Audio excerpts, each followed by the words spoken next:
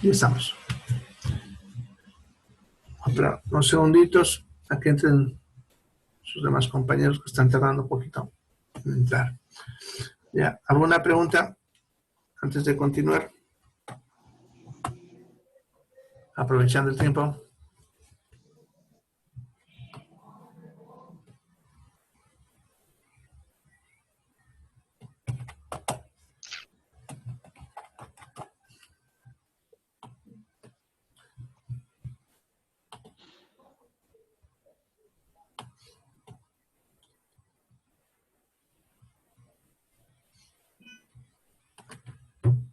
Bien.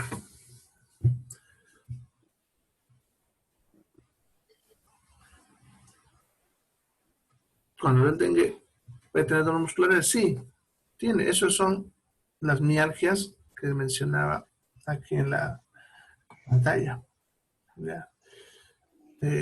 Fíjate, ahí dice mialgias, eso es dolor muscular. ¿Ya?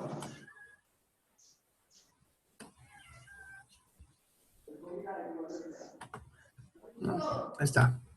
Mialgia es dolor muscular. ¿Ya? Entonces, sí, bien, con dolor muscular. En realidad, los pacientes te dicen prácticamente que te duele todo el cuerpo.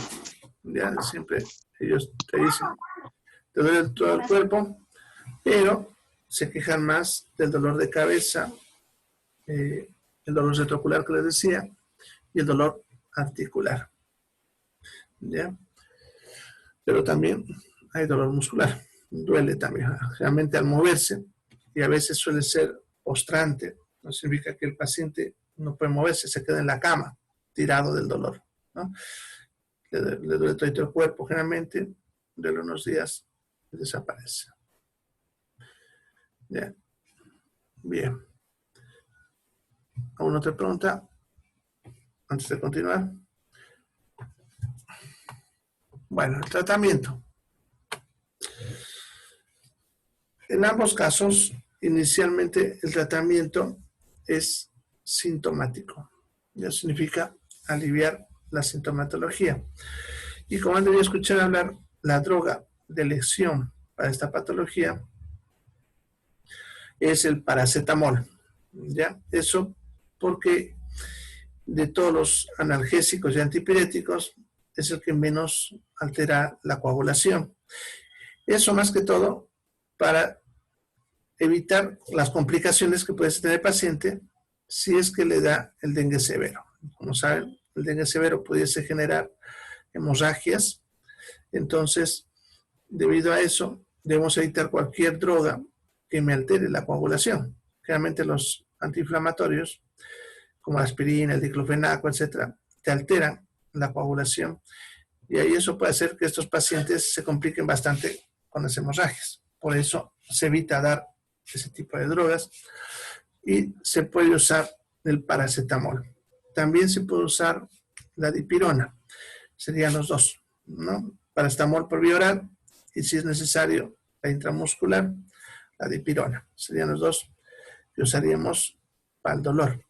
Para los vómitos, que también son frecuentes, se puede dar cualquier antiemético, la domperidona o la metoclopramida. ¿Ya? Cuando ya esté en la fase de recuperación y aparece ese prurito que decía, esa picazón, para aliviar eso, pudieses darle un antialérgico. El mejorcito es la clorfeniramina, que viene con nombre de Sinalerg, ¿ya? Además, como produce sueño, y en algunos pacientes, acuérdense que le decía que puede dar insomnio, entonces nos ayuda bastante la clorfeniramina. No la hace desaparecer al 100% la picazón, pero sí alivia bastante. Ya le pueden asociar una loción de calamina, como el Caladril, para ponerse en las zonas donde más le pica al paciente. ¿Ya? Ahora, además de eso, es importante que al paciente se le dé una buena hidratación, ya que acuérdense que uno de los problemas es que se altera lo que es la hidratación y los hidroelectrolitos, como el sodio y el potasio. Ya, para eso se les recomienda al paciente que consuma sales de hidratación oral, ¿ya? De esas que pueden conseguir en cualquier centro de salud. Ya, en la farmacia incluso vienen con nombres comerciales, con nombre de Hidrafix, por ejemplo. Pero ya mis pacientes, por ejemplo, ya no les mando eso a la farmacia, porque hay productos comerciales hidratantes muy buenos y los pacientes los prefieren más, ¿ya? El famoso Gatorade o Powerade, que han escuchado a esos que vienen de color azulito y rojito, ¿no? Son rehidratantes y tienen buena cantidad de sales y la ventaja es que tienen un buen gusto, lo cual hace que los pacientes los reciban mejor. ¿Ya? Entonces yo les recomiendo que se compren eso y con eso estén ya hasta que pase el dengue. ¿Ya?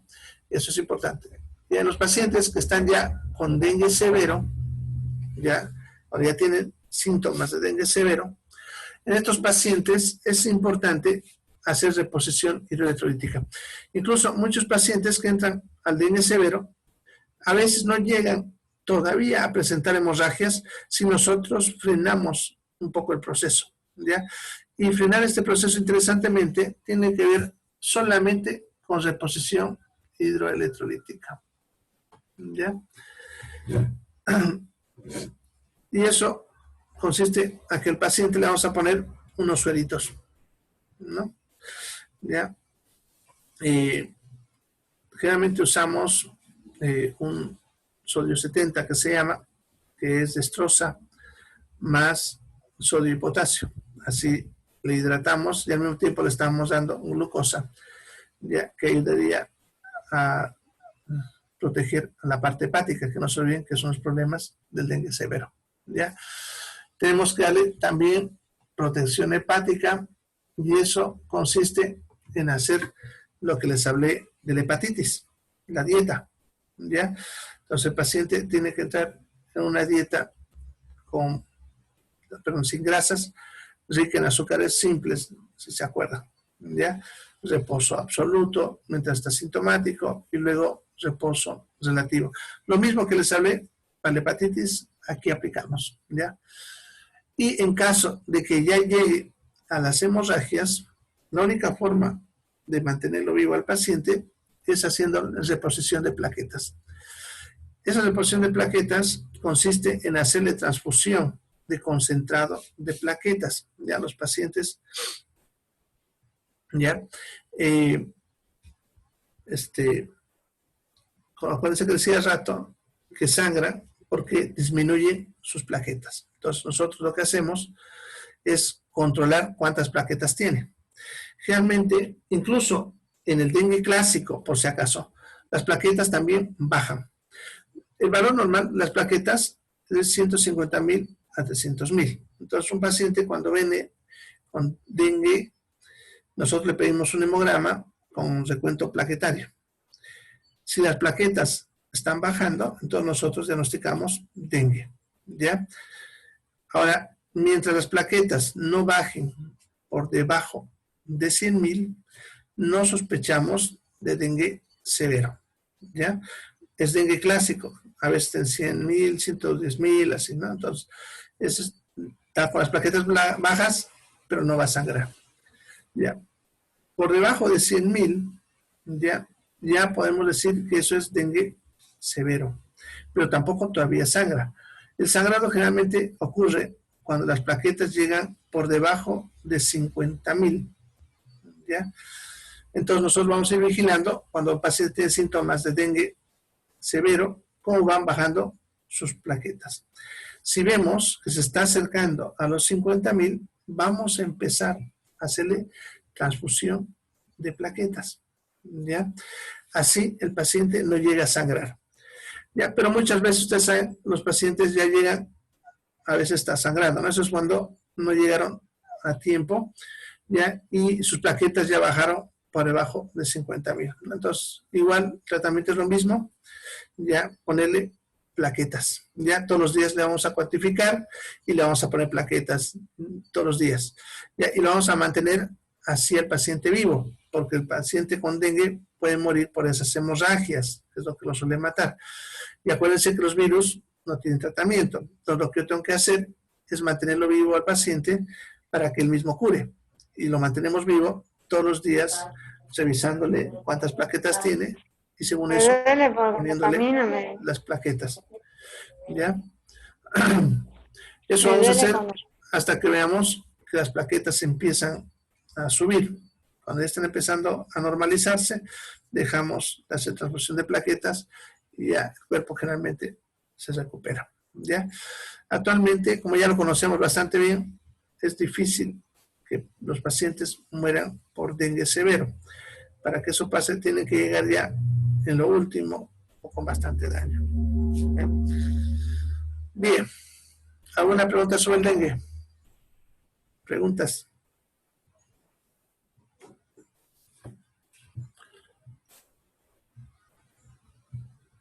Todo tipo de dengue, sea el severo o el clásico, siempre se va a hidratar, ¿no, al paciente? Sí, sí, porque ese es uno de los problemas del dengue y que es lo que genera las complicaciones. Entonces, por eso se les recomienda una buena hidratación. Y como les decía, con productos comerciales, suficiente. ¿Ya? Ya cuando está en severo, la hidratación es incluso por vía endovenosa. Bien, ¿alguna otra pregunta? Cuando las plaquetas se empiezan a subir es cuando el paciente se está mejorando su salud. Exacto. Nosotros vigilamos las plaquetas constantemente y si vemos que están mejorando, están subiendo, ya eso para nosotros es un alivio. Incluso cuando están en el dengue clásico mismo, a veces le hacemos una pruebita al principio para el diagnóstico y 48 a 72 horas después le hacemos un control y si vemos que ahí las plaquetas han subido, eso para nosotros significa que el paciente va a ir bien, ya que va a recuperar. En cambio, si siguen bajando, nos indica que todavía falta o se va a complicar. Entonces, le volvemos a hacer control en 48 horas, ya, y no nos preocupamos, como te decía, mientras no pase por debajo de 100,000, ya. Puede ir bajando hasta ese punto. Mientras no sobrepase eso, vamos a seguir hablando que es clásico y no nos vamos a preocupar mucho, ¿ya? Pero si ya vemos que está bajando más, seguro ya lo vamos a clasificar como severo y lo vamos a vigilar para llegar al punto en el que de repente necesite transfusión. ¿Ya? No todos, por si acaso, llegan a este punto. ¿Ya? Algunos con una buena hidratación, reposición hepática, protección hepática, sin necesidad de llegar a la parte hemorrágica, se recuperan. Por eso es importante que el paciente, ni bien tenga sintomatología, acuda para que nosotros le hagamos el seguimiento y podamos atenderlo antes de que llegue a la fase hemorrágica, ¿ya? O se ponga más grave. Bien. Entonces, cuando el paciente no llega al dengue, que es dengue hemorrágico, o sea, sangrar, no todos llegan. Igual va a sangrar de alguna forma por algún... No te entendí. O sea, cuando el paciente tiene el dengue hemorrágico, y usted hace rato explicó de que no precisamente sangra, pero es que llega... ya, por eso les aclaré hace rato que ya no usamos el término dengue hemorrágico porque genera ese tipo de confusiones justamente.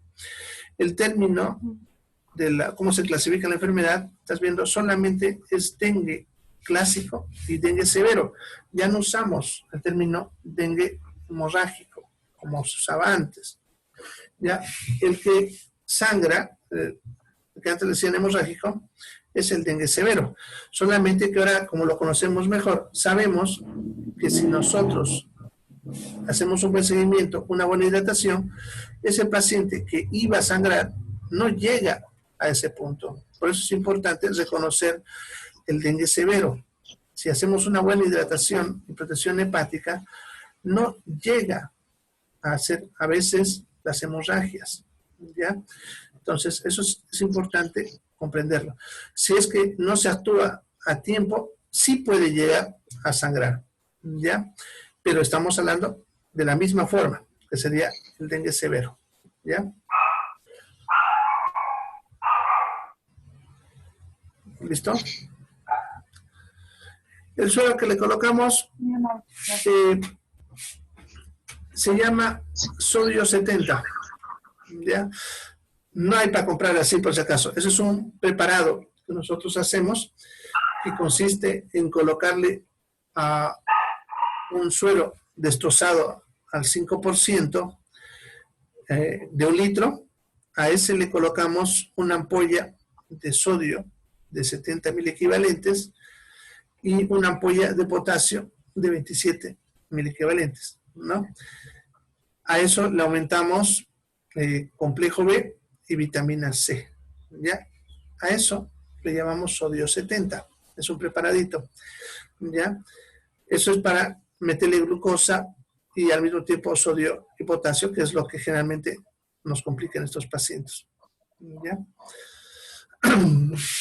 Si no tuviesen... Cualquier tipo de dengue... Perdón.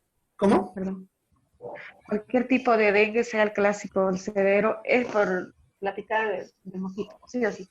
Claro, por el virus que se transmite a través de la picadora. No hay otra forma. Bien, si no tuviesen el sodio 70, como les decía, pudiesen usar lo que tengan a mano, como un Riger, por ejemplo, un Riger normal, un Riger latato. No hay ningún problema, se pueden usar. El preparado que yo les estoy mencionando es el mejorcito, podemos decir, para este caso. Y también, por si acaso, no solamente lo usamos para esto, usamos para otras cosas también, ¿ya? Pero en este caso sería el mejorcito. Pero podemos usar también otros, ¿no? No es lo único. Bien. ¿Alguna otra pregunta? Empezamos entonces con la rabia. Bien. El virus de la rabia, ¿qué enfermedad produce? La rabia, ¿no? Es un poco redundante, pero es importante entender que no es lo mismo decir virus de la rabia que rabia humana. Rabia es la enfermedad y virus de la rabia es el agente infeccioso. Es como les mencionaba ayer de la enfermedad que está de moda ahorita, el COVID-19 es la enfermedad, no es el virus. El virus se llama SARS-CoV-2. Entonces, una cosa es el virus y otra la enfermedad. Por ejemplo, lo mismo pasa con el VIH-Sida. El VIH es el virus, no es la enfermedad, es el nombre del virus. Y la enfermedad se llama SIDA, ¿no? Entonces, una cosa es la enfermedad y otra cosa el virus, ¿ya? Entonces, en este caso, el virus de la rabia produce rabia humana, ¿ya? Ahora, esta enfermedad es una zoonosis. ¿Qué significa zoonosis? Decimos zoonosis cuando es un virus que puede pasar fácilmente de una especie a otra. Normalmente los virus suelen ser específicos de especie. ¿Ya? Eso significa que normalmente los virus no pasan de una especie a otra. Suelen ser o solamente el humano, o solamente de este animal, o solamente esta planta. ¿Ya? O sea, son bien específicos los virus. ¿Ya? Pero alguna vez pudiesen mutar, como lo que pasó con el coronavirus, y pasar a un ser humano. Eso, por ejemplo, no se llama zoonosis porque no es algo habitual. Ocurrió una sola vez y a partir de ahí se expresó el virus. En cambio, con la rabia, es un virus que puede pasar cualquier momento de una especie animal a otra o al ser humano, siempre y cuando sean mamíferos. Entonces, a eso es lo que se suele llamar zoonosis. ¿Ya? Ahora, el virus de la rabia es originario del murciélago. ¿Ya? Ataca al murciélago y es su virus, si ustedes quieren, de ellos, así como nosotros tenemos nuestros propios virus. ¿Ya? Ahora, sin embargo, puede pasar a otras especies animales siempre y cuando sean mamíferos. ¿Listo? Ahora, dentro de las especies, que enferman de rabia, los clasificamos en 3 tipos. Se les llama, por si acaso, hospederos, ¿no? A los que enferman de una enfermedad cualquiera. Entonces, el murciélago es el hospedero original, ¿no? Tenemos los hospederos intermedios y los hospederos terminales. Los hospederos intermedios son los que se contagian de rabia y también pueden contagiarla. O sea, por ejemplo, el perro, ¿ya? Se contagia de rabia, enferma de rabia y puede contagiarla. Ese es un hospedero intermedio. Los hospederos terminales son los que se contagian y enferman, pero no contagian a otros seres vivos, ¿ya? El ser humano, por ejemplo, es hospedero terminal, de tal manera que si nos contagiamos de rabia, nosotros no podemos contagiar a otra persona, ni a otro animal, ¿ya? Ahí nomás queda. No somos los únicos. Por ejemplo, la vaca y el caballo también son hospederos terminales, ¿ya?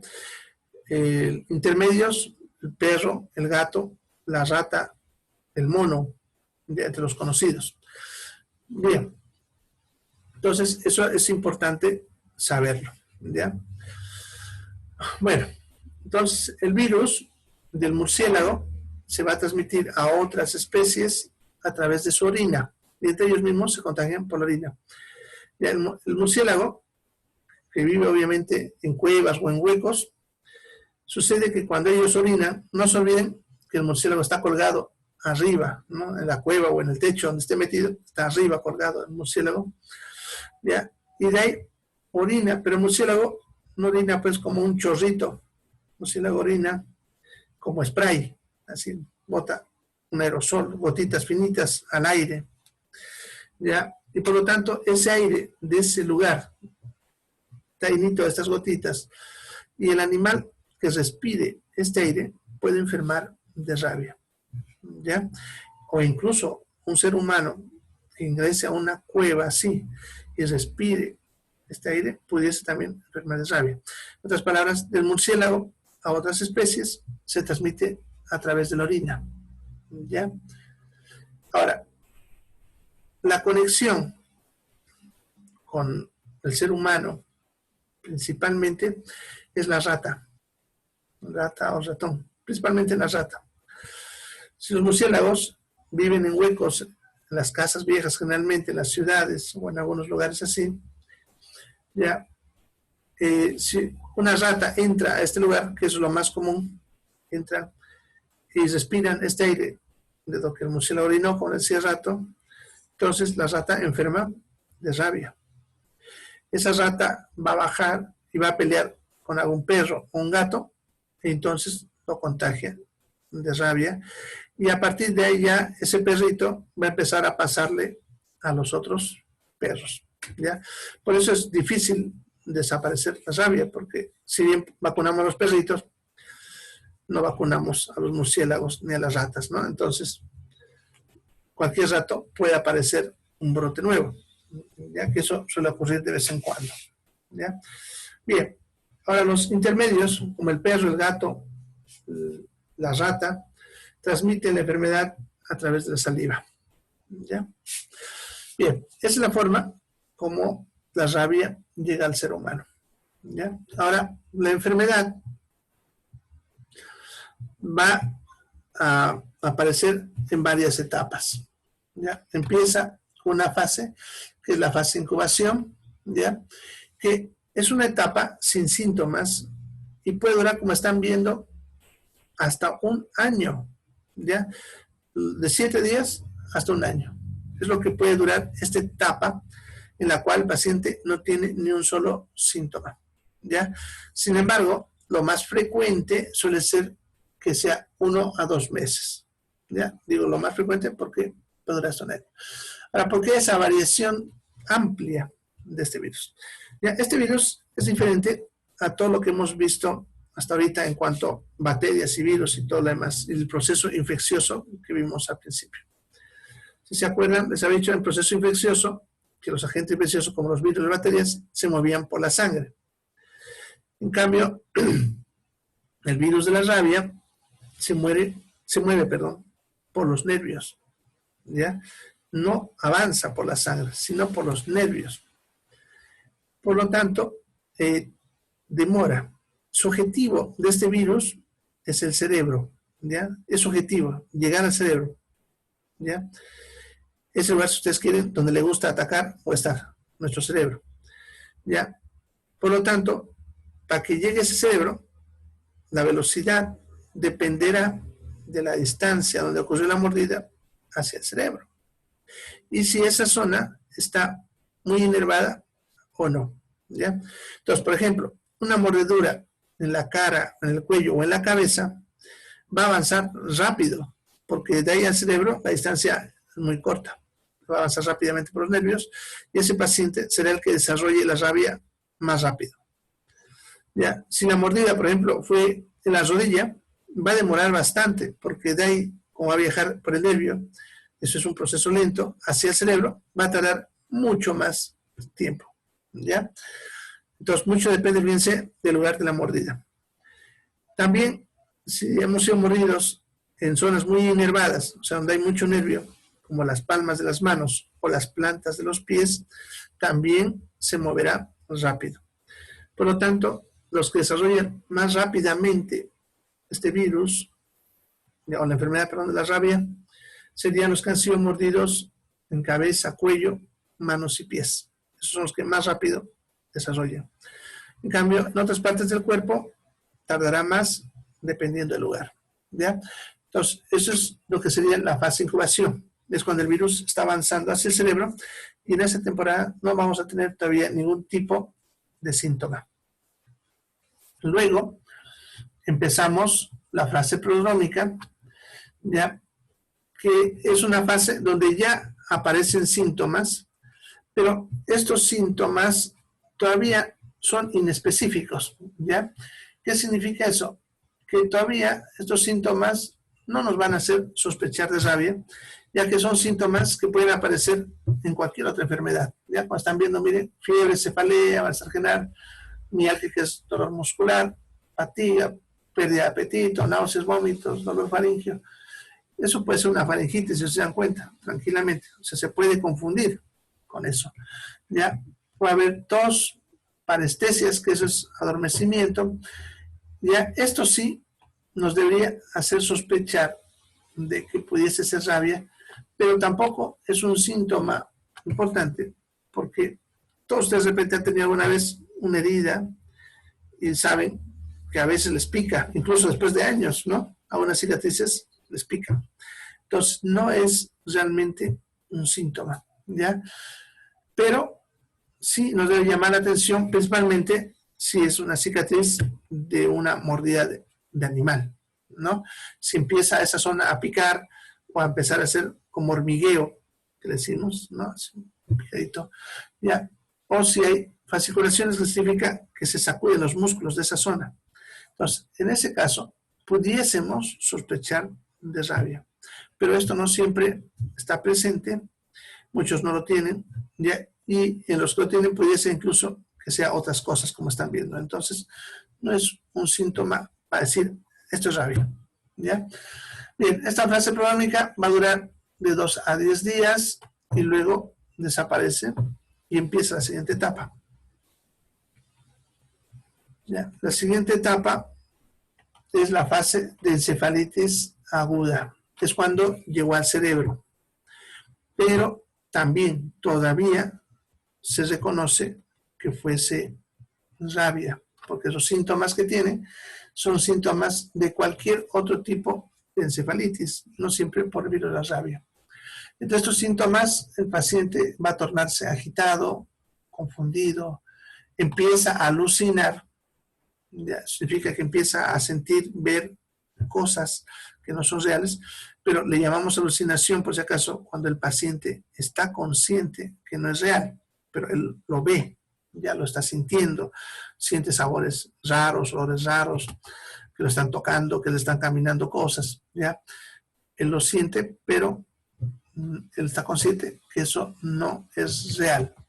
Ya cuando un paciente ya cree que es real, eso llamamos delirio. Ya, en este caso solamente son alucinaciones. Se suele tornar agresivo. Pueden aparecer síntomas de meningitis. Los que vimos, ¿se acuerdan? Vómito en escopeta, rigidez de la nuca, cefalea progresiva, o sea, los mismos dolores y malestar de la meningitis. También pudiese presentar opistótonos, si se acuerdan de eso, del tétanos, lo que se tuerce hacia atrás.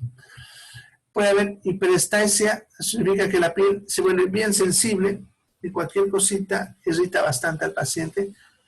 Fotofobia, que eso es miedo a la luz, pero en realidad no es que tenga miedo, sino que sus pupilas están muy abiertas y la luz le incomoda. Lo mismo con fonofobia, los ruidos lo van a incomodar al paciente. Puede tener fiebre altísima, lagrimeo, cialorrea es exceso de salivación, ¿ya? Pero en este momento el paciente lo traga, así que no hay todavía esos síntomas de espumeo que han de ver, pero el paciente te dice que está tragando bastante saliva. Diaforesis es sudoración intensa, empieza a sudar bastante, debilidad muscular y disfonía, que es ronquera, ¿ya? Todos estos síntomas pueden confundirse, como decía, con cualquier encefalitis, ¿ya? Por lo tanto, todavía no nos dice que es rabia, pero ya pudiese ayudarnos a sospechar la fotofobia y la cialorrea. Estos dos. Pero no siempre el paciente lo tiene y a veces también es leve y no te comunica que está con esa sintomatología. Bien. Eso va a durar, están viendo, de 2 a 7 días. Luego entra la fase de encefalitis rábica, que es ya cuando aparecen los síntomas típicos de la rabia, y ya aquí podemos decir, esto es rabia. ¿Ya? El paciente va a presentar diplopía, que es visión doble, va a empezar a tener parálisis facial, disfagia, que esto es lo que han de ver que produce lo que ponen las películas, ¿no? Que el paciente está espumeando. Han visto que el paciente produce harta saliva, pero el problema aquí es que no la traga. Disfagia es no poder tragar, dificultad para tragar. Entonces, como el paciente no la puede tragar su propia saliva, ya empieza a escurrirle por los lados, a babear. Ya no es como las películas que se hace una espuma, así, o que han visto. Simplemente el paciente está baboso, empieza a babear, y cuando habla, obviamente, espumea un poquito esa saliva. ¿Ya? Y la hidrofobia, que esto es un síntoma bien característico. Incluso antes la rabia se le llamaba hidrofobia por eso. ¿Ya? La hidrofobia, como definición, es miedo al agua. ¿Ya? Pero no es que el paciente le tenga miedo al agua, sino lo que pasa es que como no puede tragar, cuando se le da de beber agua, él se atraganta. Entonces empieza a rechazar el agua. Ya no quiere recibir agua porque se atraganta, porque no puede tragar por la disfagia que le decía hace rato. Ya, entonces es bien característico. El priapismo, que es cuando hay erección del pene, ya, pero obviamente de forma involuntaria, dolorosa y de larga duración, y que eso también es característico de la rabia. Ya, en algún momento va a seguir eso hasta que entra en coma y muere. ¿Ya? Bien, eso va a durar de 1 a 10 días. Todo ese es el proceso de la enfermedad, la rabia.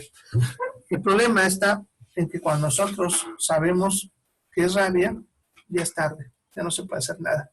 Porque los síntomas que nos hacen decir esto es rabia, recién aparecen, fíjense, en esta última etapa. En las otras puede ser cualquier otra cosa. ¿Ya? como a veces están viendo que puede aparecer después de varios meses, muchas veces incluso los pacientes hasta se olvidaron que fueron mordidos. Entonces, ellos no nos dicen a veces que han sido mordidos, ¿no?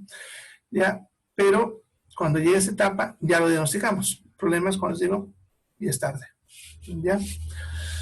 Bien, la tasa de letalidad de la rabia es de 99,9%. ¿Ya? Eso significa que la rabia es altamente letal. Casi todos los pacientes con rabia mueren, ¿ya? Ya que el problema está en que ataca el cerebro, que es un órgano bastante delicado, ustedes saben, ¿ya?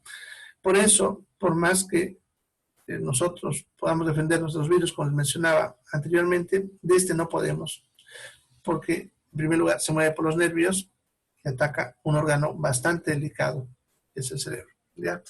Ahora digo 99,9%, porque sí han habido casos que se han curado, ¿ya?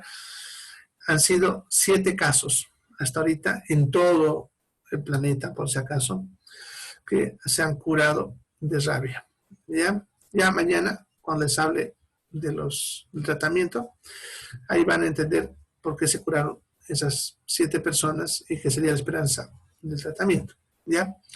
Bien, pero su tasa de letalidad es altísima, ¿ya? Es un virus muy mortal, ¿ya? Peor que otros que hemos visto, ¿ya? Y es más preocupante incluso que el que está ahorita de moda. Sin embargo, lo bueno es que no es un virus constante, sino aparece por brotes, ¿no? Cuando se contagia un animalito y de ahí pasa a un animal, a un humano, ¿ya? Bien, preguntas sobre esta parte. Ya mañana hablamos del tratamiento. ¿Preguntas sobre la rabia? Antes de terminar. Un poquito fuera del tema, profe. ¿Por qué los chinos comen, pues, entonces, los murciélagos? El murciélago es un animal. Porque para gustos. No los mata a los chinos. La gente. Los murciélagos, ellos son los letales, los chinos. Es que también nosotros comemos vacas y pollos, ¿no? También no podemos juzgarlos, porque también a veces uno dice, ellos comen esto, ellos comen otro. En Tailandia comen insectos, ¿no? Y eso lo hacen porque no tienen otra fuente de proteínas, ¿ya? Ahora, lastimosamente, allá comen casi de todo, ¿no? Entonces, tal vez eso hace que los juzguemos. Pero también nosotros comemos animales, ¿no? Y también nos podemos transmitir enfermedades por esos animales, ¿ya? Porque puede pasar, ya ha pasado, por si acaso, ¿ya? Así que, bueno, también puede haber aparecido. Al comerlo, el murciélago no le contagia enfermedades, solo cuando orina el murciélago. La rabia, sí, por la orina, ¿ya? Esta enfermedad que estamos hablando. Carne. Pero obviamente hay, bueno, el problema de Asia no es tanto el hecho de que coman un murciélago o coman este animal. El problema está que ellos es como si estuviesen experimentando. Entonces están comiendo una especie nueva, ¿ya? El problema cuando nosotros metemos en nuestra dieta una especie nueva es que también nos podemos meter virus nuevos que pudiesen atacarnos. Ese es el problema, ¿ya? Ellos no comen murciélagos y de pronto les entró la moda por cosas que ellos dicen que curan, no sé qué cosa, y entonces eso, ¿no? Pero de todas maneras, en sí, el coronavirus ahorita se sabe que viene de otro animalito, que es el pangolín, ya que también no debieron comérselo, pues lo comieron. Ya. Bueno, entonces nos vemos mañana. A ver. Sí, muere, el perro muere. Igual que nosotros, hace el mismo proceso, pero más rápido. Ellos se mueren a los 10 días. Y donde ese trabajo